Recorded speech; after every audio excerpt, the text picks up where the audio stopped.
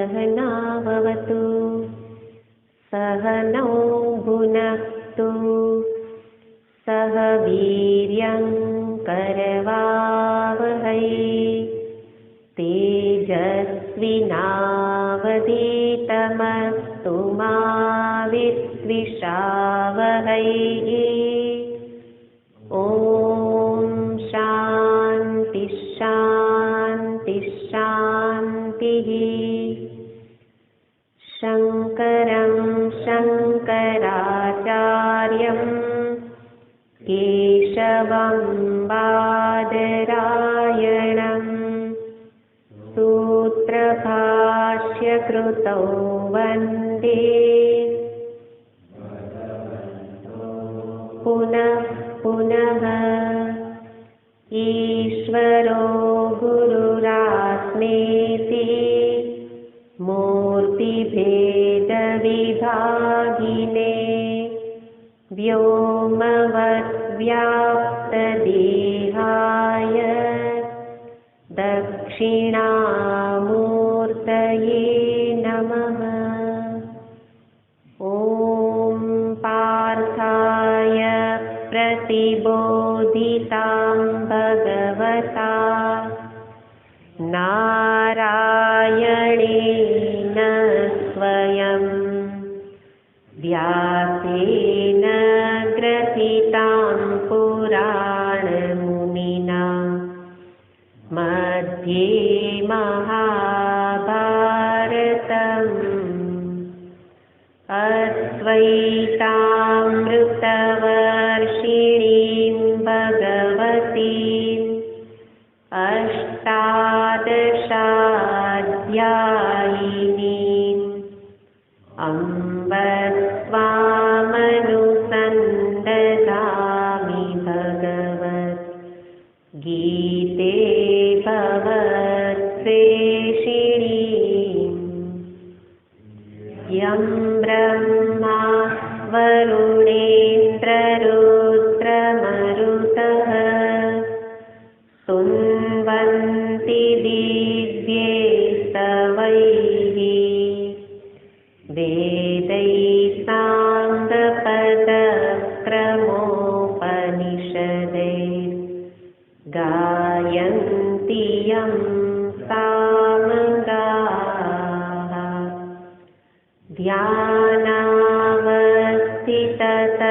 ध्यानावस्थिततद्गतेन मनसा पश्यन्ति यं योगिनो यस्यान्तन्न विदुः देवाय तस्मै नमः। यस्यान्तन्न विदुः देवाय तस्मै नमः।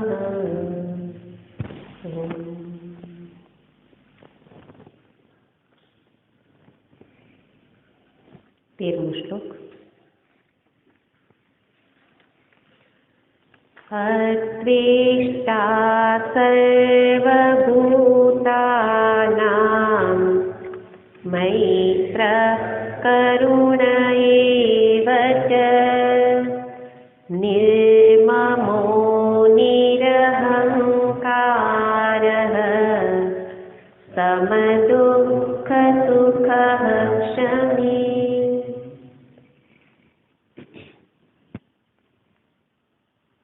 भगवान પોતાના ભક્ત થવા માટે મારી પાસે કેટલીક અપેક્ષા રાખે છે,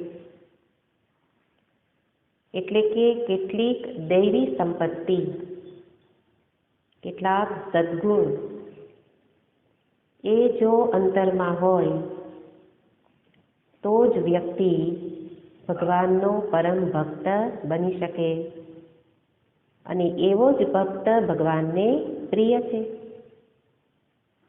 એટલે બાહ્ય કોઈ આચાર, કોઈ ભગવત કર્મ ઇત્યાદિથી ભગવાન પ્રસન્ન થતા નથી એવો અર્થ અહીંયા થઈ શકે. એટલે કે માત્ર ક્રિયાકાંડથી ભગવાન પ્રસન્ન નથી થતા, પણ અંતરમાં સદ્ગુણ હોય સાથે કર્મકાંડ પણ હોય. એટલે બંને જરૂરી છે, પણ મહત્વનું છે અંતર સદ્ગુણ સંપત્તિથી ભરેલું હોય. અને એવા ભક્તને માટે અધિકારીત્વ બતાવતા કહે છે, અર્જુન તું આવો થા. કારણ કે જ્ઞાની તો મારો ભક્ત છે, એ આવા પ્રકારનો છે એટલે મને પ્રિય છે. અને તું પણ એ પ્રકારે સદ્ગુણ જીવનમાં ધારણ કર. શબ્દ જોયા, અદ્વેષ્ટા, કોઈનો પણ દ્વેષ ન કર. અદ્વેષ્ટા સર્વભૂતાનાં મૈત્રઃ કરુણ એવ ચ. એક અદ્વેષ્ટા આવી જશે તો મૈત્રઃ બની શકાય. મૈત્રઃ મિત્રતા, મિત્રવત ભાવ થશે તો કરુણા પણ સહજ રીતે પ્રગટ થશે. અને કરુણા હોય સાથે નિર્મમ, એ પણ મહત્વનું છે. એટલે મમતા રહિત થઈને કરુણા રાખ. કરુણા તો કર, પણ સાથે મમત્વ થઈ જાય નહીં એની સાવધાની પણ રાખ. કારણ કે મમત્વ થઈ જતા વાર લાગતી નથી, પણ મમત્વ છૂટતા વાર લાગે છે. એટલા માટે મમત્વથી રહિત થા. કારણ કે જેને માટે મમત્વ હશે એનું જ ચિંતન થશે. અહીંયા તો મહત્વની વસ્તુ છે, ભગવત ચિંતન થવા માટે આ ગુણો છે. તો ભગવત ચિંતન કરાવવા કે છે, મમત્વ નહીં હોય તો જ ચિંતન કરી શકે. અને એટલા માટે સંબંધોને અધીન મમત્વ વૃદ્ધિ પામે. એટલા માટે સંબંધો જ જરૂર હોય, આવશ્યક હોય એટલા જ રાખ. અને એમ પણ વિચાર કર કે સંબંધમાં બીજા બધા સંબંધો તો એ માત્ર વ્યાવહારિક છે. પારમાર્થિક સત્ય સંબંધ, નિત્ય સંબંધ તો એક પરમાત્મા સાથે જ છે. સર્વ કોઈનો, ભક્ત હોય કે ન હોય, બધાનો સંબંધ, નિત્ય સંબંધ એ એક ભગવાન સાથે જ છે. અને એની સાથે એ નિત્ય છે, એટલા માટે એની સાથે સંબંધ જોડીશ તો દુઃખી થવાનો વારો નહીં આવે, કારણ નિત્ય છે. જ્યારે બીજા સંબંધો કેવા છે? અનિત્ય. એટલે એ સંબંધો તૂટે અથવા સંબંધી એનો નાશ થાય ત્યારે દુઃખી થઈશ. તો મને સુખી કરવા માટે કે છે સંબંધ રહિત, એટલે એક મારી સાથે જ સંબંધને જોડી દે. નાતા એક રામજી સે દૂજા નાતા છોડ દે. એ રીતે મમત્વ રહિત થા. કારણ અર્જુન, તને મારે વધારે સમજાવવું પડે એમ નથી. કેમ? તારો તો અનુભવ છે. મામકાહા પાંડવાહા, એને તો મહાભારતની રચના કરી. આ યુદ્ધ શેના કારણે થયું? મહાભારત યુદ્ધનું મૂળ છે મમત્વ. એક ધૃતરાષ્ટ્ર સમજી ગયા હોત અને પુત્રનો મોહ છોડી દીધો હોત તો મહાભારત યુદ્ધ ન થાત. એટલે જ પ્રારંભનો પ્રથમ શ્લોક જ બતાવે છે કે પોતાના પુત્રોને શું કહે છે? મામકાહા. એમ નથી કહેતા કે કૌરવો અને પાંડવો, પણ બીજાને પાંડવ કહે છે ને પોતાના પુત્રને મામકાહા. અને એટલા માટે પછી ભગવાન પણ અર્જુનને કહે છે કુરુન પશ્ય, છે ને? કારણ કે કુરુકુળને યાદ કરાવ્યું. ભગવાનને જોવું તું કે આની અંદર કેટલો વૈરાગ્ય છે. યુદ્ધ તો કરે છે, પણ યુદ્ધના પરિણામથી ફરી પાછો દુઃખી થશે. એટલે કુરુ પોતાના સંબંધીને બતાવ્યા. તો એ પ્રકારે સંબંધ જ વ્યક્તિને દુઃખી કરે. અર્જુનને પણ કોને દુઃખી કર્યા? પ્રથમ અધ્યાયમાં સંબંધોએ. અને મહાવીર અર્જુન એના ગાત્રો ઢીલા થઈ ગયા. તો એની પાછળ મુખ્ય વસ્તુ હતી મમત્વ, મારાપણું. અને એટલે અહીંયા કહે છે મમત્વનો ત્યાગ કર અને એક જ માલિક છે, એકનો જ સાચો સંબંધ છે, એની સાથે તું જોડી દે. અને એ મમત્વને દૂર કરી માત્ર મમતા નહીં, અહમતા પણ દૂર કરી દે. એટલે કે તારા હુંને મારા હુંથી જુદો ન રાખ. ભક્ત તરીકે જેમ પેલી ચોપાઈ છે એ પ્રકારની સ્થિતિ હોય એને કહેવાય નિરહંકાર. મેં સેવક રઘુપતિ પતિ મોરે, હે ને, હું તો કોણ છું? ભગવાનનો સેવક, અને ભગવાન મારા પતિ છે. એટલે પોતાનો અહમ પરમાત્મામાં વિલીન કરી દીધો, ભગવાન રામમાં. અહમ તવાસ્મી, હે પ્રભુ હું તારો છું. તારો છું એટલે હવે હું નથી. તો એ છે ભક્તની સ્થિતિ, નિરહંકારિતા. અને જ્ઞાની પુરુષની સ્થિતિ કઈ છે? તો કે જેણે દીર્ઘકાળ શ્રવણ મનન નિધિધ્યાસનનો અભ્યાસ કરેલો હોય એના માટે તો હવે એકદમ સ્પષ્ટ છે. શું સ્પષ્ટ છે? કે મારું ચૈતન્ય સ્વરૂપ સંપૂર્ણ અસંગ છે. અસંગોહમ, હું કોણ છું? અસંગ સ્વરૂપ છું. તો અસંગનો ક્યાંય સંગ ન થાય, એટલે મમતા ન થાય. અને અહમ અસંગ, એટલે હું એ ચેતનથી જુદો નથી, તો અહંકાર પણ ન રહે. શુદ્ધ અહમને જેણે જાણી લીધો.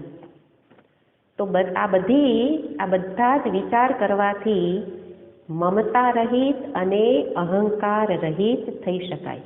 આ બધા જ શબ્દોને વારંવાર વાગોળવા પડે એવા છે. અને સાથે કહે છે અહંકાર રહિત થઈ અને સુખ દુઃખમાં સમતા કેળવો. કારણ કે અહીંયા અર્થ જોયો તો કે દ્વેષ રાગયોહો અપ્રવર્તકે, ભાષ્યકારે કહ્યું છે કે સુખ અને દુઃખ એ તો થશે. ભક્ત છે તો બાહ્ય કોઈ ઘટના ઘટે એનાથી અનુકૂળ પરિસ્થિતિમાં સુખ તો થાય, એ તો લાગણી છે. સુખની લાગણી તો થાય, દુઃખની લાગણી પણ થાય. પ્રતિકૂળ પરિસ્થિતિમાં દુઃખ થાય ખરું, પણ ભાષ્યકાર કહે છે એ સુખને કારણે રાગ ઉત્પન્ન ન થાય એનું ધ્યાન રાખ. દુઃખને કારણે એ વ્યક્તિ માટે દ્વેષ ન થઈ જાય એની સંભાળ રાખ. કારણ કે રાગ દ્વેષ જ ચિત્તને કલુષિત કરે છે. એટલા માટે સુખ દુઃખના જે ચક્ર છે એમાં એ જે ઘટના ઘટે એ ઘટનાથી જે પરિસ્થિતિ કે વ્યક્તિ એને પકડતો નહીં, એને કહેવાય સમત્વ. આપણે શું કરીએ છીએ?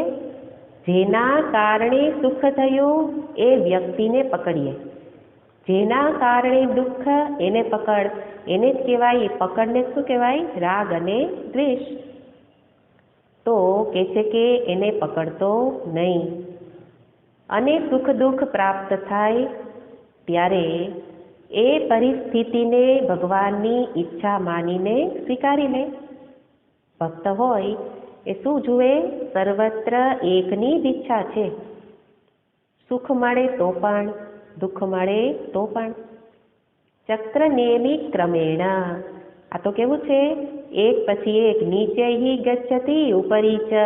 ભક્ત જાણે છે કે એકવાર સુખ પ્રાપ્ત થાય તો બીજું એ ચક્ર ફરી જશે તો દુઃખ પણ પ્રાપ્ત થશે. આ તો ચક્ર છે. અને એટલે જે પરિસ્થિતિ મળી એ મારા ભગવાને આપેલી છે. એટલે આગળ કહ્યું ને કે એ ભગવાન કોણ છે? તો કે મારા પરમ સ્નેહી છે.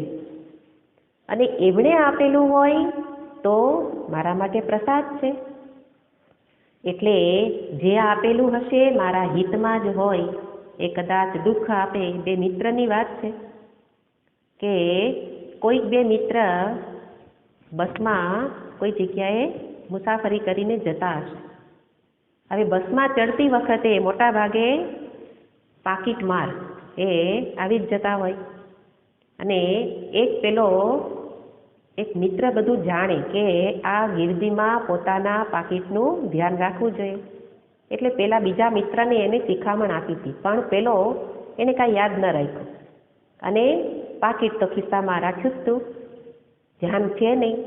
એટલે બીજા મિત્રએ પાકીટ પાછળથી કાઢી લીધું ને જેવા ટિકિટ માટે કંડક્ટર આવે છે તો પૂછે અને પાકીટ જોવા જાય તો પાકીટ નહીં.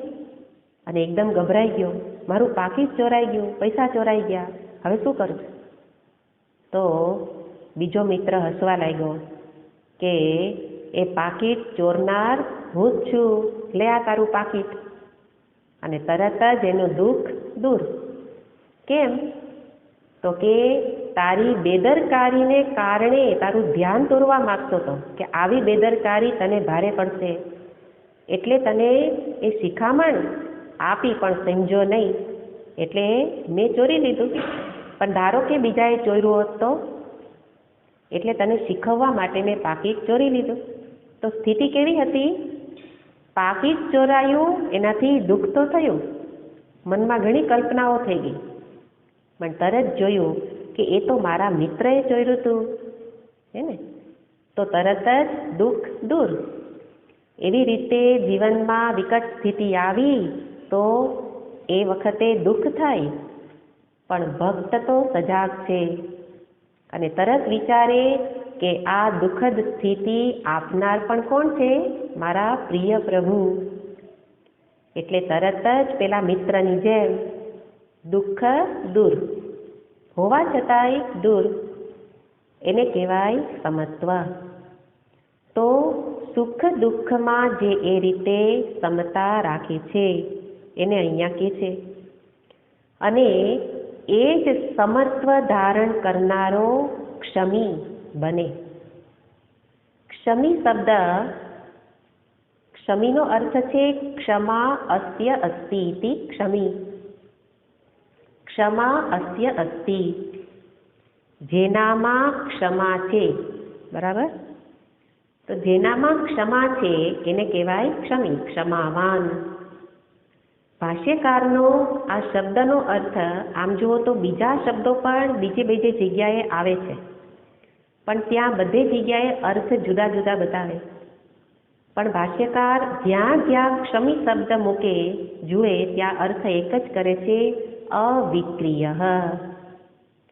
અવિક્રિય કઈ પરિસ્થિતિમાં? તો કે છે આકૃષ્ટ અભિહત. અવિક્રિય આકૃષ્ટ અભિહત. એટલે કોઈના ક્રોધથી એના ક્રોધને એનો ભોગ બનેલો હોય, એટલે કે કોઈએ એના ઉપર ક્રોધ કર્યો હોય, આક્રોશ કરેલો હોય, અથવા તો કોઈએ માર્યો હોય, હિંસા કરી હોય, અભિહત મરાયેલો છે, એવા બધા માટે. એટલે કે સામાન્ય શબ્દ બોલે એના માટે તો હોય જ, પણ આ તો અંતિમ વસ્તુ બતાવી કે જેના માટે આપણાથી ક્ષમા કરી શકાય નહીં, એવી વ્યક્તિને પણ શું કહે છે?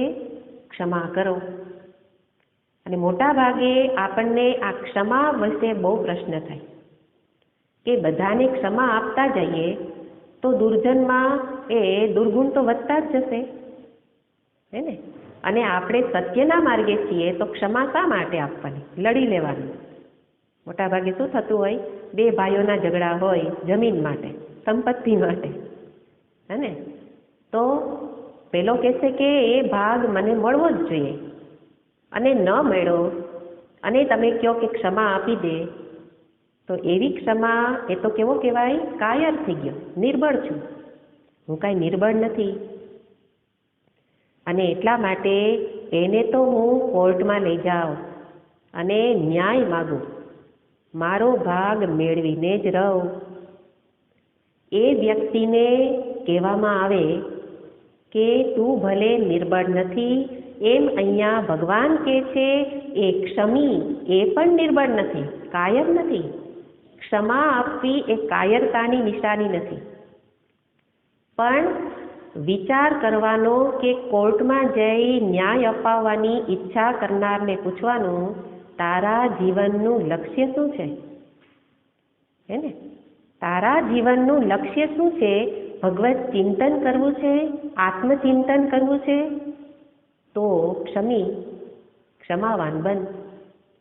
કારણ કે જે વ્યક્તિને તારે એની સામે તારે ન્યાય જોઈએ છે, તો ચિંતન કોનું થશે? જેણે તારી સાથે ગેરવ્યવહાર કર્યો એનું ચિંતન થશે. અને અહીંયા તો પહેલાં જ કહ્યું, મુખ્ય વસ્તુ છે ચિંતન. અને સાથે આ તો ભક્ત છે, ભગવાનની ઈચ્છાને જ પોતાની ઈચ્છા માને છે. અને આગળ આવશે જ કે ભગવાન એનું કેટલું ધ્યાન રાખે છે, એને પૂરો ભરોસો છે. એટલા માટે એક તો ભગવાનની ઈચ્છા સમજે છે, બીજું પોતાનું પ્રારબ્ધ સમજે છે, કર્મનું ફળ સમજે છે. તો ક્ષમીમાં એટલું સમજવાનું છે કે જે કંઈ પ્રયત્ન થઈ શકે એ પ્રયત્ન કર્યા પછી એને શું કરવું? ક્ષમા આપવી. અહીંયા પ્રયત્નનું, પુરુષાર્થનું મહાત્મ્ય તો સર્વત્ર છે. સીધે સીધું ક્ષમા એમ નથી, પણ સત્યને માર્ગે જોવું હોય તો એવો પ્રયત્ન કરી શકું કે જેનાથી એ ઝઘડો બંધ થઈ શકે. પણ મને લાગે કે હવે આમાં કોઈ ઉપાય દેખાતો નથી, તો શું કરું? ક્ષમા. એટલે ભગવાન બુદ્ધને, જ્યારે ભગવાન બુદ્ધ તો એમણે જાહેર કર્યું કે હવે મારે આ રાજપાટ છોડીને અને નીકળી જ ગયેલા હતા, પણ ફરી પાછા એની શોધ કરી અને એને સમજાવે છે કે તમે આ રાજપાટ એટલે રાજ્ય ફરી સ્વીકાર કરો. તો ભગવાન બુદ્ધ કહે છે કે રાજા હું થઈ નહીં શકું, કારણ કે રાજધર્મ કયો છે? દંડ પ્રધાન રાજધર્મ, શમ પ્રધાન મોક્ષ ધર્મ, યતિ ધર્મ. અને હું તો યતિ છું. હું યતિ છું એટલા માટે એનો ધર્મ તો મોક્ષ ધર્મ છે, દંડ ધર્મ નહીં. એનો ધર્મ તો શમ છે. જ્યારે રાજા હોય એને દંડ કરવો પડે, અને હું દંડ કરી ન શકું એટલા માટે હું રાજા બની ન શકું. એટલે મારે નિશ્ચય કરવો પડે કે હું કોણ છું. એમણે નિશ્ચય કર્યો, હું યતિ છું. યતિ તરીકે મારો એ ધર્મ નથી. એમ ભક્ત તરીકે મારો ધર્મ છે ભગવત ચિંતન. એના માટે બાહ્ય અનુકૂળ વિકટ પરિસ્થિતિ કોઈ પણ હોય, હું ભક્ત છું, મારે ભગવત ચિંતન કરવું છે, એના ભોગે મારે કંઈ ન જોઈએ. એવી રીતે જ્ઞાની પુરુષ તો કે મારો ધર્મ છે આત્મચિંતન, અને એને તો ભેદ જ નથી જણાતા, તો પછી ક્ષમા આપી એવું ન કહેવાય. એના માટે તો સહજ ગુણ છે, ક્ષમા આપવી જ ન પડે. એટલા માટે અહીંયા સમજવાનું કે અહીંયા કોઈ કાયરતાની નિશાની નથી. અહીંયા અર્થ એ રીતે લેવાનો કે પોતાનામાં સંપૂર્ણ શક્તિ છે, બળ છે, સામર્થ્ય છે, છતાં પણ જેનામાં બદલો લેવાની વૃત્તિ નથી. બદલો લઈ શકે એટલું સામર્થ્ય છે, એવું સામર્થ્ય ધરાવવા છતાં પણ જેની બદલો લેવાની વૃત્તિ નથી, એને કહેવાય ક્ષમી. એટલે અહીંયા કાયરતા રૂપે ક્ષમાને ગુણને લેવાનો નથી. અને સાથે અહીંયા જે ક્ષમા કરે છે એને સહન પણ કરવાનું છે. તો તરત બીજો શબ્દ આવી જશે, સહન કરવા માટે તો શબ્દ છે તિતિક્ષા. તો અહીંયા પણ વ્યક્તિને સહન કરે છે, ક્ષમા આપનારો વ્યક્તિને સહન કરે છે. અને તિતિક્ષામાં પણ શું છે? સહનમ સર્વ દુઃખાનામ અપ્રતિકાર પૂર્વકમ. પણ બંનેમાં ભેદ છે. ત્યાં કે છે જે બાહ્ય પ્રતિકૂળ પરિસ્થિતિ હોય એને પચાવવાનું સામર્થ્ય, એને કહેવાય તિતિક્ષા. ઠંડી, ગરમી, એને શીત ઉષ્ણ, સુખ દુઃખ, માન અપમાન, એ બધું શું છે? પરિસ્થિતિ છે. એ પરિસ્થિતિને પચાવે એટલે કે સહન કરે, એવું સામર્થ્ય એને તિતિક્ષા કહેવાય. અને ક્ષમા ધારણ કરનારો પણ સહન કરે છે, પણ એની અંદર શું છે? તો કે છે પ્રતિકૂળ પરિસ્થિતિના કારણભૂત વ્યક્તિ એને પચાવવી એટલે કે એને સહન કરવી. તો બંનેમાં ભેદ થઈ ગયો. અહીંયા વસ્તુ પ્રધાન છે, વસ્તુ જડ હોય તિતિક્ષામાં, અને ક્ષમામાં વ્યક્તિ પ્રધાન છે, વ્યક્તિ ચેતન હોય. એટલે તિતિક્ષા કરતા ક્ષમા એ વધારે ઉત્કૃષ્ટ ગુણ છે અને સાથે કઠિન પણ છે. તિતિક્ષા તો બાહ્ય પરિસ્થિતિ છે અને પરિસ્થિતિને સહન કરવાની છે, જ્યારે અહીંયા તો વ્યક્તિને સહન કરવાની છે. અને જુઓ કે મોટા ભાગના દુઃખ એ કોઈ જીવતી જાગતી વ્યક્તિથી જ મળતા હોય. માણસને માણસથી જેટલું દુઃખ મળે છે એટલું બીજેથી નથી મળતું, એટલી ઠંડી ગરમીથી નથી મળતું. એને તો સ્વીકાર થઈ જાય, પણ માણસનો સ્વીકાર થઈ શકતો નથી. એટલે અહીંયા મનુષ્યનો સ્વીકાર, એની ભાવના આ ક્ષમા ગુણમાં રહેલી છે. અને કેવો સ્વીકાર? તો કે એના બધા જ અપરાધોનો સ્વીકાર કરી લો. આગળ જોયું તો બધા જ ગુણો પાછળ વિચાર રહેલો છે. વિચાર વિના તમે સહન કરી લો એમ નહીં.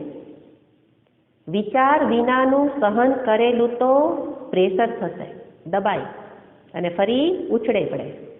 એક વાર સહન કર્યું, 2 વાર કર્યું, હવે કેટલી વાર કરું? આપણે સહન કરીએ છીએ આવી રીતે મજબૂરીથી સહન કરીએ છીએ, વિચારનો અભાવ છે. પણ આ વ્યક્તિ તો વિચારશીલ છે, ભક્ત. કોઈ ભક્ત, આપણે માનીએ કે ભક્ત વિચાર નથી કરતો, પણ શાસ્ત્રનો ભક્ત તો વિચારશીલ જ હોય. જેણે ભગવાનને ઓળખા છે, વિચાર કર્યો છે, ભગવાન કેવા છે, ભગવાન કેટલા મહાન છે, સર્વ સમર્થ છે, આ બધામાં વિચાર છે. એવી જ રીતે જેને ક્ષમા, જેના અપરાધોની ક્ષમા કરે છે એની પાછળ પણ વિચાર છે. શું વિચાર છે? તો કે એ વ્યક્તિ અંદરથી પોતે જ પીડિત છે. એ વ્યક્તિને એટલી બધી પીડા છે કે પોતાની પીડાને ઠાલવવા માટે જે સામે હોય એની ઉપર જ આક્રોશ કરે, એને જ અભિહતા, એને જ મારે. તો કોઈ વ્યક્તિ કોઈ પણ વ્યવહાર કરે, માત્ર મારવા કરવાનો નહીં, જે વ્યવહાર કરે એની પાછળ એના અંતરની સ્થિતિ જવાબદાર છે. પોતે પોતાને સહન કરી શકતો નથી એટલે એણે ઉભરો ઠાલવી દીધો. તો હું એને સમજવાનો પ્રયત્ન કરું કે એ પોતે કેટલો દુઃખી છે. એ દુઃખી છે, આગળ શબ્દ આવ્યો તો મિત્ર, એ મિત્રવત ભાવ જુએ. એ દુઃખી છે તો મને એની દયા આવે, એને દંડ આપવાની ઈચ્છા ન થાય.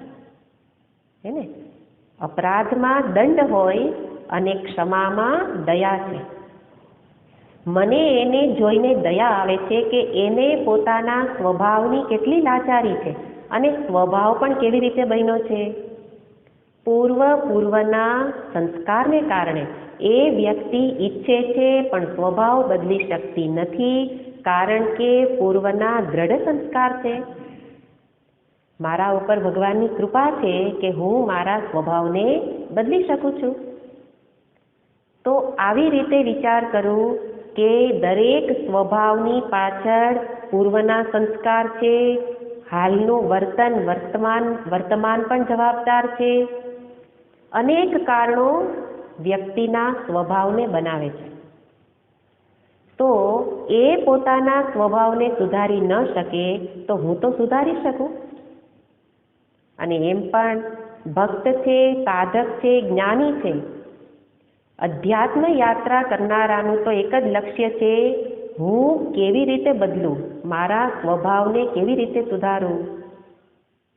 અને સાથે વિચાર કરે છે કે એણે અપરાધ કર્યા છે એવું નથી, મેં પણ પૂર્વે એવા કેટલાય અપરાધો કર્યા છે અને ભગવાને ઉદાર દિલે માફ કરી દીધા છે, લોકોએ પણ ઉદાર દિલે મને માફ કરી દીધો.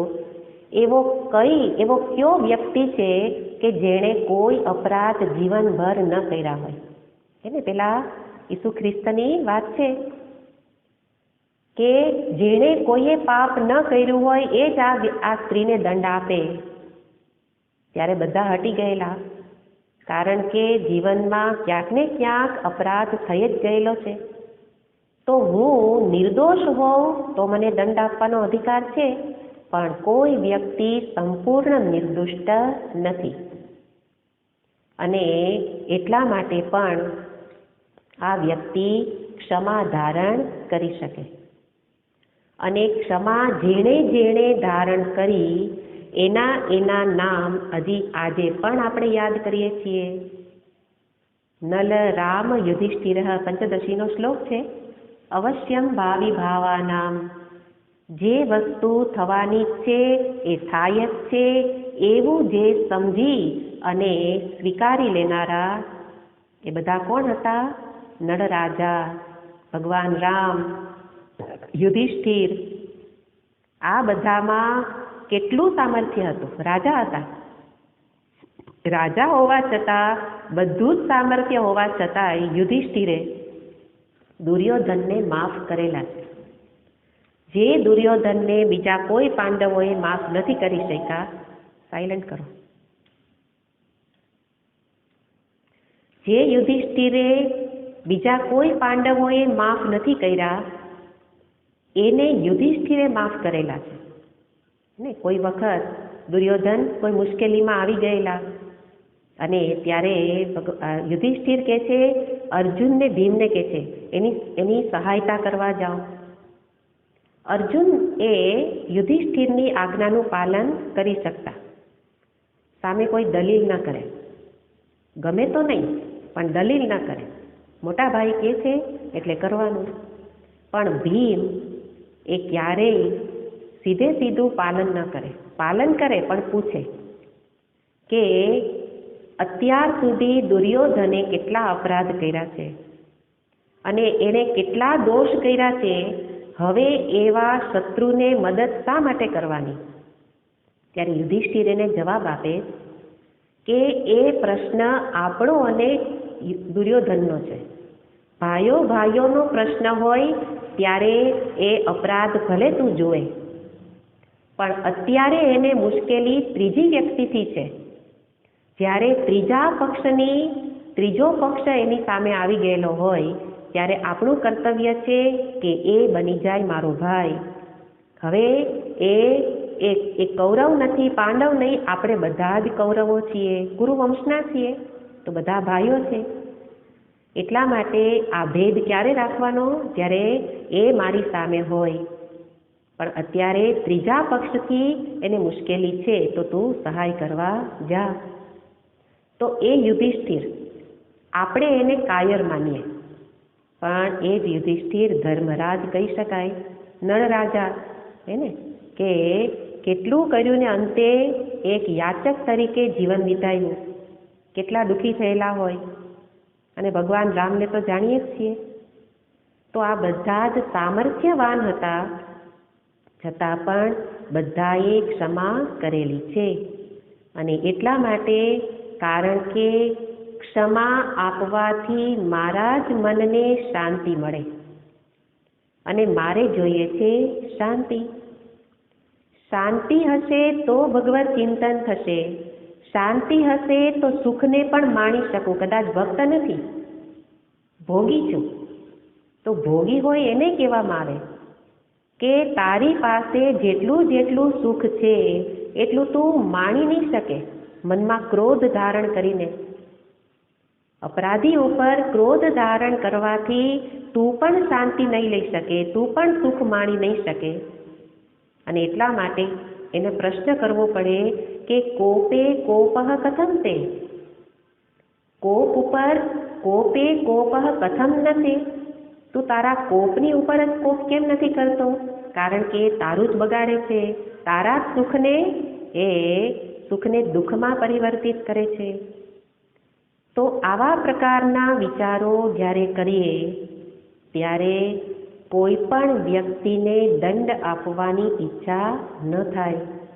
अने ए ज कोण छे? क्षमी। एटले भगवान अहींया कहे छे के क्षमा धारण करो। अने अहींया मुख्य उपदेश तो भक्तने छे।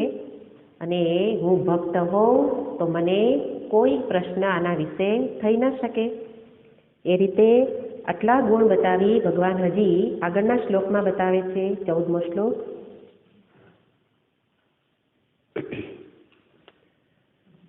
संतुष्ट सततं योगी यतात्मा दृढनिश्चयः मय्यर्पितमनो बुद्धिः यो मद्भक्तः स मे प्रियः। संतुष्टः, सततं संतुष्टः। सतत शब्दने लेवानो, सतत शब्दने बधा साथे लेवानो। सततं संतुष्टः, जे सदाय संतुष्ट छे, संतोषी छे। भाष्यकार कहे छे संतुष्ट एटले शुं? तो कहे छे अलम प्रत्ययः, जेने हवे शुं केवो भाव छे? बस बधुं ज छे। आवा प्रकारनो जेने भाव छे। देह स्थिति कारणस्य, एटले देहनी स्थितिने जाळवी राखवा माटे बीजी वधारानी संपत्ति के वधाराना अन्न इत्यादि माटे नहीं, पण जे मूलभूत जरूरियात छे अन्न वस्त्र एना माटे पण कहे छे के देहनी स्थितिने कारणरूप जे अन्न वस्त्र छे एमां शुं कर? अलम प्रत्यय। आटलू घणुं। सततं संतुष्टः, साथे केवो छे? संतुष्ट थवा माटे सततं योगी, योगी होवो जोईए। यतात्मा दृढ़ निश्चयः अने मयि अर्पित मनोबुद्धिः। आवा प्रकारनो जे यह ईदृशः, आवा प्रकारनो होय ए भक्त। अहींया शुं कहे छे भगवान? सह भक्तः मे प्रियः, ए भक्त मने प्रिय छे। बीजे पण भगवान आ रीते कहे छे बीजा श्लोकमां, प्रियो हि ज्ञानिनोत्यर्थम अहम सच मम प्रियः। अहम प्रियः हि ज्ञानी अत्यर्थम प्रियः।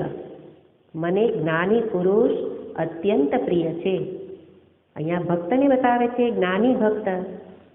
तो प्रथम शब्द छे संतुष्ट, संतोष धारण करो। संतोष धारण माटे असंतोष थवानुं कारण विचारવું પડે। बधामां मूळमां विचार ज करवानो छे। विचार करवाथी ज संतुष्ट थई शकाय, असंतोष दूर थई जाय। कारण के विचारना अभावमां ज असंतोषी मन थई जाय छे। एटले असंतोष ए मननी वृत्ति छे अने एटले ए असंतोष रूपी वृत्तिने आपणे पछी बहार आरोप करीए, आटलुं नथी एटले दुखी। पण असंतोष होवानुं कारण छे, मूळमां रहेलुं कारण छे कामनाओ, आग्रह, जीद, है ने? आपणा ज मनना कारण छे। आम जुओ तो बधा लक्षणोमां मननुं ज कारण छे। संतोष नथी, असंतोष होवानुं कारण छे अत्यंत कामनाओ, वासनाओ। जे एक पूरी करो त्यां बीजी ऊभी थाय छे, बीजी पूरी करो त्यां त्रीजी। हविषा कृष्णवर्ष्मेव भूय एवाभिवर्धते। आ આ તો અગ્નિ જેવું કામ કરે કે કામ જાનામી તે મૂલમ, હે કામ હું તારું મૂળ જાણી ગઈ. કારણ તારું કેવું છે, કામ જાનામી તે મૂલમ સંકલ્પાત કિલ જાયતે. તું સંકલ્પથી ઉઠે છે. કામના શેમાંથી ઉઠે? સંકલ્પથી. અને એ કામ કેવો છે તો કે અગ્નિ જેવો. એમાં જેટલા લાકડા નાખો, આહુતિ ઉમેરો એટલી ઓછી જ પડે. એમ આપણા મનની કામનાઓની પૂર્તિ કરે રાખો તો ક્યારેય સંતોષ થવાનો નથી. એટલા માટે કામને છોડવો જ પડે. એક ને તો બીજી અવસ્થાએ છોડવો તો પડશે. અત્યારે નહીં છોડીએ તો વૃદ્ધાવસ્થામાં બધું ક્ષીણ થશે, એટલે કામના પૂર્તિ નહીં થાય એનું દુઃખ થશે અને છોડવી પડશે. લાચારીથી છોડાવશે ભગવાન. અને એટલા માટે અત્યારે જ છોડી દઉં. કામનાઓ જ મારા મનમાં અસંતોષ કરે છે. એટલે અહીંયા કહે છે કે સંતુષ્ટ, સદા સંતુષ્ટ. એમાં પણ સમજવાનું કે પહેલાં બહાર જે આવશ્યક છે, વસ્ત્ર, ધન, અન્ન, જે મૂળભૂત જરૂરિયાત, એના માટે પહેલાં પ્રાપ્તિનો પ્રયત્ન પૂરેપૂરો કરવાનો તો છે જ. અહીંયા પણ એ જ છે. ધન પ્રાપ્તિ માટે પૂરેપૂરો પ્રયત્ન કરું અને પછી હવે લાગે છે કે સમય વધારે દઉં છું અને છતાંય ધન તો વધારે મળતું નથી. પ્રયત્ન કર્યા પછી પણ જે પ્રાપ્ત થાય એમાં શું કરું? સંતોષ. અત્યારે આપણી સ્થિતિ કેવી છે? પ્રયત્ન કરીએ છીએ, પ્રાપ્ત થતું નથી, એટલે અસંતોષ વધતો જાય. ભોજન માટે અસંતોષ, તો કે એક ટાઈમ ભોજન કરી શકીએ એટલી મારી સ્થિતિ છે, બીજા ટાઈમ ભોજનની સ્થિતિ ધારો કે નથી, તો પેલી વ્યક્તિને શું થાય? બીજા સમયનું ભોજન કરી શકાતું નથી, અસંતોષ. એટલે પછી બહાર વસ્તુઓને જોઈ અને અસંતોષ દેખાય. પણ એને બદલે સંતોષ એટલે શું? પ્રયત્ન કર્યો છતાં પણ એક જ સમયનું ભોજન મળે છે તો મારું પ્રારબ્ધ, હવે સ્વીકાર કરી લઉં અને બીજા સમયના ભોજન માટે પ્રયત્ન કરું, ન મળે તો સ્વીકાર કરું.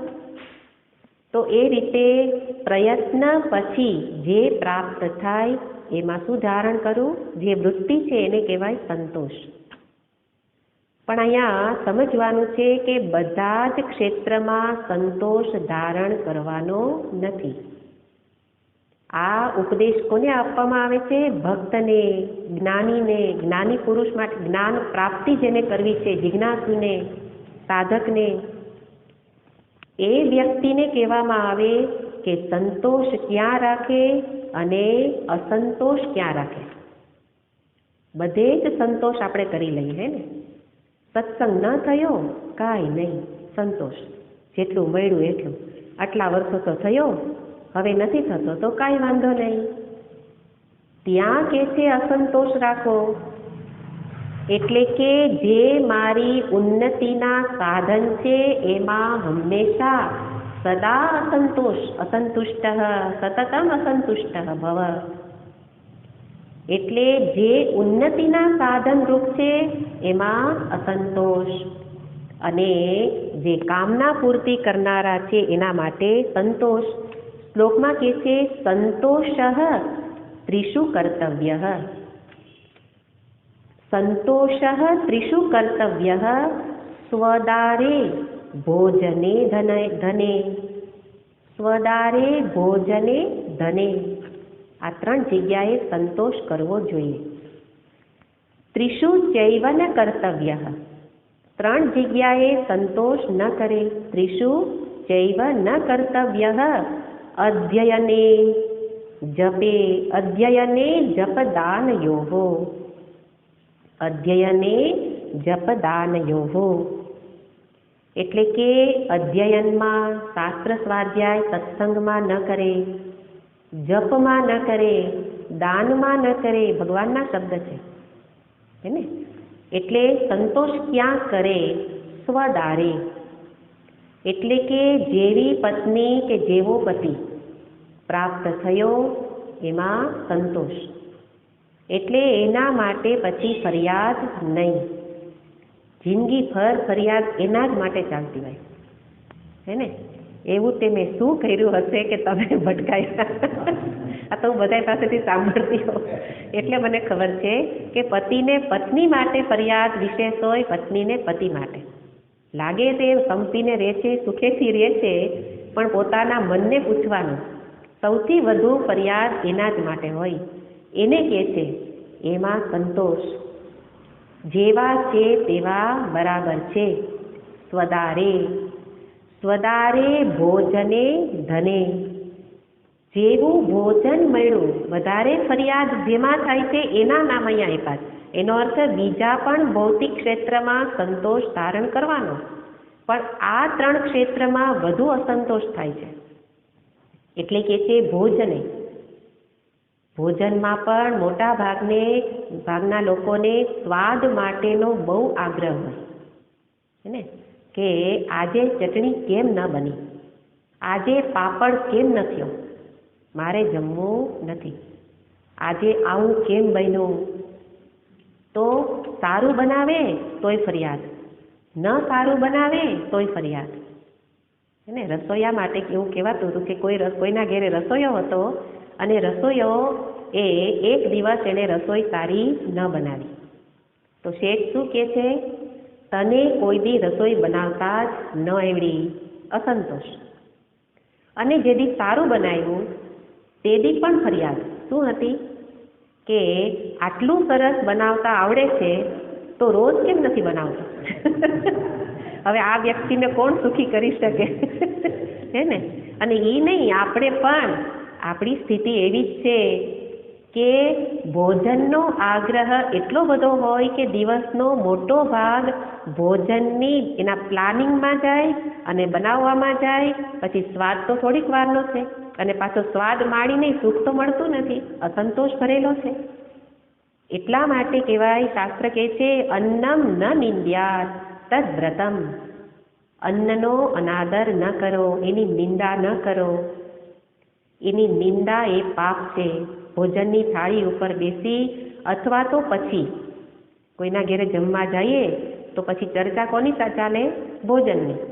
કેવું જમાયડા? મોટા ભાગે કેવું હોય? જરાય સારું નહીં. એટલે ફરિયાદ જ રહેતી હોય. તો એટલા માટે કહે છે કે એટલા ભોજન માટે એવું કહેવાય છે કે 3 વસ્તુ, એક શબ્દ છે અહીંયા બતાવે છે કે 3 વસ્તુ છે એ ક્યારેય હંમેશા સરખી બને નહીં. એમાં કહે છે પાગ પાઘડી, હે ને, 3 શબ્દ છે, હું ભૂલી ગઈ છું. ભોજન, પાઘડી અને ત્રીજો શબ્દ છે, એ ત્રણેય હંમેશા સરખા ન બને. એટલે ભોજન પણ હંમેશા, રસોઈ પાગ પાઘડી, પાઘડી પણ હંમેશા સરખી બનાવી શકાય નહીં. અને ત્રીજું પણ કંઈક છે. તો એની જેમ અહીંયા પણ કહે છે કે જે પણ બને એને પ્રસાદ રૂપે ગ્રહણ કરે, એને કહેવાય સંતુષ્ટ. એટલે તો ભોજન પહેલાં આપણે પ્રસાદ રૂપે ભગવાનને ધરાવવાનું છે. ધરાવીને ભોજન કરીએ પછી ફરિયાદ ન થાય, એ પ્રસાદ બની જાય. એ પોતાના ઘરે હોય કે બહાર હોય. અને એટલે જેટલું મળે એટલું, જેવું મળે તેવું, જ્યારે મળે ત્યારે. ને તો એમાંય પાછું થાય હે ને કે સમય કરતાં બહાર જમવા જઈએ ને સમય કરતાં મોડા જમાડે તો એમાંય જમીને અસંતોષ હોય.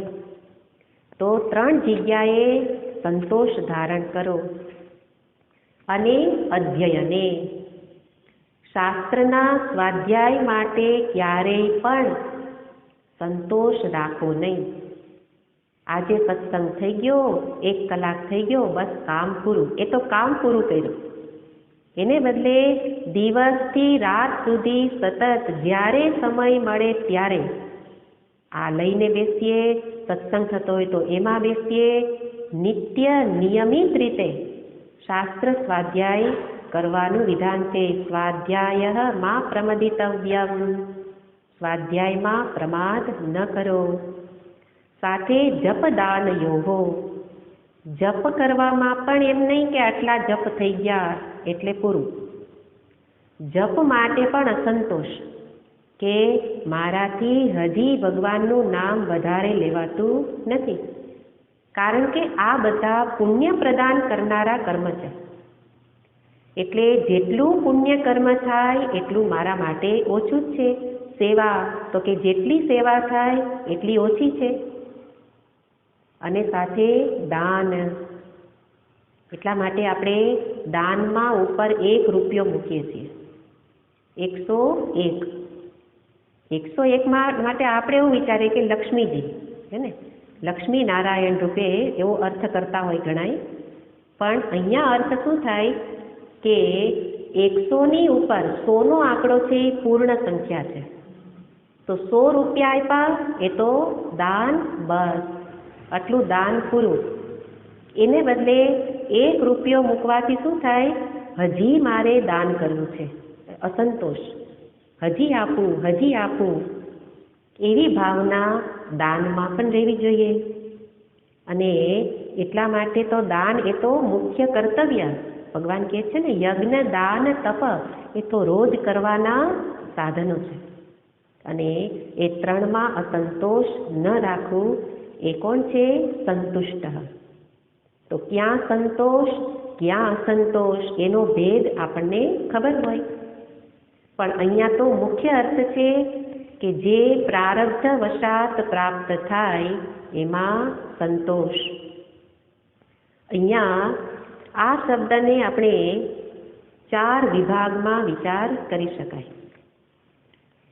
આ જે શબ્દ છે સંતોષ, એના માટે ધર્મ દ્રષ્ટિથી, યોગ દ્રષ્ટિથી, જ્ઞાન દ્રષ્ટિથી અને ભક્તિ દ્રષ્ટિથી સંતોષના અર્થ જુદા જુદા થઈ શકે. તો એના માટે ધર્મ દ્રષ્ટિ કે જે હમણાં જ કહ્યું, જપ, દાન, અધ્યયન, આ બધું શું છે, મારો ધર્મ છે, મારું કર્તવ્ય છે. તો કર્તવ્ય પાલન એવી રીતે કરવું કે જેથી મને સંતોષ મળે. અહીંયા અર્થ કર્યો એ અર્થ અસંતોષના અર્થમાં જુદી રીતે કર્યો કે રોજ વૃદ્ધિ થાય. પણ ધર્મ દ્રષ્ટિથી એ કર્તવ્ય રૂપે કરું અને એવી રીતે કરું કે જેથી મને મારા જીવનમાં સંતોષ થાય કે મેં મારા કર્તવ્યનું પાલન કર્યું. એ ધર્મ દ્રષ્ટિથી અર્થ છે. એટલે કે ધર્મને યોગ્ય રીતે નિભાવવો એને કહેવાય સંતોષ. ધર્મ દ્રષ્ટિથી એ સંતોષ છે. એટલા માટે પહેલાં તો કર્તવ્ય વિશે સ્પષ્ટતા હોવી જોઈએ કે મારું કર્તવ્ય ક્યાં છે અને શું શું છે. સાથે યોગ દ્રષ્ટિથી કહેવામાં આવે કે 5 યમ છે, 5 નિયમ છે. તો 5 યમ અને નિયમ એના માટે અહિંસા, અસ્તેય, બ્રહ્મચર્ય યમ માટે કહેવાય છે અહિંસા, સત્ય, અસ્તેય, બ્રહ્મચર્ય અને અપરિગ્રહ. 5 યમ. તો એ 5 યમ છે એના કરતાં યોગમાં કહેવાય છે 5 નિયમના પાલનથી સંતોષ પ્રાપ્ત થાય. 5 નિયમ છે શૌચ, સંતોષ, ઈશ્વર પ્રણિધાન, તપ અને સ્વાધ્યાય. શૌચ, સંતોષ, તપ, સ્વાધ્યાય, ઈશ્વર પ્રણિધાન. તો જે 5 યમ છે એના માટે યોગમાં એવું કહે છે કે યમનું પાલનમાં કદાચ બાંધછોડ થઈ તો વાંધો નહીં, ચલાવી લે. 5 યમનું પાલન, નિયમના પાલનમાં કદાચ ચૂક થાય તો બરાબર છે, પણ યમનું પાલન યોગ્ય રીતે થવું જોઈએ. અને એટલે 5 નિયમના બાંધછોડ માટે એના માટે યોગમાં એ ચલાવી લેતા હોય, પણ યમનું પાલન એટલે કે અહિંસા, કોઈની હિંસા ન કરો, સત્ય પાલન, બ્રહ્મચર્ય, અસ્તેય, અપરિગ્રહ ભેગું કરવાની જે વૃત્તિ એ ન હોય, તો એ 5 યમ યોગ્ય રીતે થાય તો એ પેલા નિયમ કદાચ ન થાય તો પણ રક્ષા કરે, યમ એની રક્ષા કરે. પણ યમ નહીં થાય તો નિયમ વ્યક્તિની રક્ષા નહીં કરે. આ વસ્તુ એટલે સમજવાની છે કે આપણે નિયમની પાછળ પડી ગયેલા હોય. મારો નિયમ પૂરો થવો જોઈએ, પણ એ નિયમ કદાચ પૂરો ન થાય, પણ એટલે એનો અર્થ શું છે? બંને જરૂરી છે, પણ મહત્વ કોનું છે? 5 યમનું. એટલે યોગમાં સંતોષ ક્યારે? કે 5 યમનું પૂરેપૂરું પાલન થાય, ત્યારે જ એ યોગાભ્યાસ સારી રીતે કરી શકે. જ્ઞાન દ્રષ્ટિથી બતાવે છે કે જ્ઞાન દ્રષ્ટિથી તો કે છે જેના માટે સંતોષ એવા ધન, પુત્ર ઇત્યાદિ શું છે? વિષય છે. જ્યારે આ જ્ઞાન તો કોનું છે? આત્મચૈતન્ય તો કેવો છે? નિર્વિષય. એટલે બંને તદ્દન વિરોધી છે. જેના માટે અસંતોષ છે એ તો કોઈક વિષય છે, જ્યારે આત્મ સ્વરૂપ તો સ્વરૂપથી કેવું છે? નિર્વિષય. એ નિર્વિષય સ્વરૂપને જાણવા માટે કોઈ પણ વિષયમાં ચિત્તને લઈ જવું નહીં. એને જ કહેવાય સંતોષ. કારણ કે અસંતોષ હશે તો એ વિષયમાં ચિત્ત જશે. એને બીજી રીતે કહેવાય સમાધાનમ, એકાગ્ર, એક સ્થાનમાં રહે. નિર્વિષય પરબ્રહ્મ પરમાત્માને જાણવા માટે ચિત્તને બીજા કોઈ પણ વિષયમાં લઈ ન જવું, એને શું કહેવાય? સંતોષ. જ્ઞાન દ્રષ્ટિથી છે. અને સાથે બતાવે છે ભક્તની દ્રષ્ટિથી. ભક્તની દ્રષ્ટિથી તો ભક્ત તો સંતુષ્ટ જ હોય, એને જ ખરેખર ભક્ત કહેવાય. કારણ કે ભક્ત શું માને છે? ભગવાનની ઈચ્છાથી જ બધું થાય છે. ભગવાનની ઈચ્છા જ સર્વોપરી છે. એની ઈચ્છાથી જ જે મને મળવું જોઈએ એ મળે છે. અને એટલે ભક્ત દ્રષ્ટિથી અન્ન, વસ્ત્ર, ધન ઇત્યાદિમાં એને સદાય સંતોષ પ્રાપ્ત થાય. અને એવી રીતે આ જે 3-4 વસ્તુઓ બતાવી, એમાં શાસ્ત્રની ભાષામાં કહેવાય કે જે યોગ છે એ ત્વમ પદ પ્રધાન છે. એટલે બધું પોતાની અંદર જ કાર્ય કરવાનું છે. યમ પાલન, નિયમ પાલન, ત્વમ પદાર્થ પ્રધાન. એમાં એટલે કે મારી જાતમાં સંતોષ. જ્યારે પેલો ભક્ત તત્ પદાર્થ પ્રધાન એટલે કે ઈશ્વરની ઈચ્છાથી સંતોષ. જ્યારે જ્ઞાની પુરુષ તત્વના એકત્વને જાણે છે અને એ એકત્વને જાણીને સંતોષ. તો સંતોષ પ્રાપ્તિના આ બધા સાધનો મહાત્માઓએ વિચાર કરીને બતાવ્યા હોય કે કેવી રીતે વિચાર કરું તો જીવનમાં સંતોષ પ્રાપ્ત થાય. આના સિવાય પણ હું જે ઉપાય કરું પણ કોઈ પણ રીતે સંતોષ પ્રાપ્ત થવો જોઈએ. પુરુષાર્થ કરીને, પ્રયત્ન કરીને જે ઈશ્વર ઈચ્છા એનો સ્વીકાર, એ છે સંતોષ. તો એ રીતે સદાય સંતુષ્ટ. એમ નહીં કે થોડી વસ્તુમાં, આપણે અત્યારે એવું છે કે કેટલીક ચીજ વસ્તુમાં સંતોષ છે, કેટલીક બાબતોમાં નથી. સતતનો અર્થ સર્વત્ર. સર્વત્ર એટલે દેશ, કાળ, વસ્તુ. જ્યાં જ્યાં સતત શબ્દ આવે, સદા શબ્દ આવે, ત્યાં ત્રણેય લઈ લેવાના. સર્વત્ર એટલે દેશ, બધા જ દેશમાં, બધા જ સ્થાનમાં. ઘરમાં સંતોષી બહાર અસંતોષી એમ નહીં. દેશ કાળ સદાકાળ સંતુષ્ટ. સવારે ભોજન લઈ લીધું, જમી લીધું એટલે કે પેટ ભરાઈ ગયું, સંતોષ છે. એમ નહીં, સદાય સંતોષ, હર હંમેશ. અને દરેક વસ્તુ બાબતમાં સંતોષ. કેટલીક બાબતો વધારે છે એટલે સંતોષ અને કેટલીક ઓછી છે એટલે એવું નહીં. ઓછી છે એમાં પણ સંતોષ. તો એ રીતે સતત એટલે સર્વત્ર સદાકાળ. સર્વત્ર સદાકાળ સર્વ વસ્તુઓ માટે મને સંતોષ પ્રાપ્ત થાય તો જ ભગવત ચિંતન સંભવ બની શકે. એ વસ્તુ અહીંયા મુખ્ય છે. ઓમ પૂર્ણમદ પૂર્ણમિદં પૂર્ણાત પૂર્ણમુદચ્યતે પૂર્ણસ્ય પૂર્ણમાદાય પૂર્ણમેવાવશિષ્યતે. ઓમ શાંતિ શાંતિ શાંતિ. હરિ ઓમ શ્રી ગુરુભ્યો નમઃ. હરિ ઓમ. राग रसोई पाघड़ी कभी कभी बन जाए. राग रसोई, रसोई राग और पाघड़ी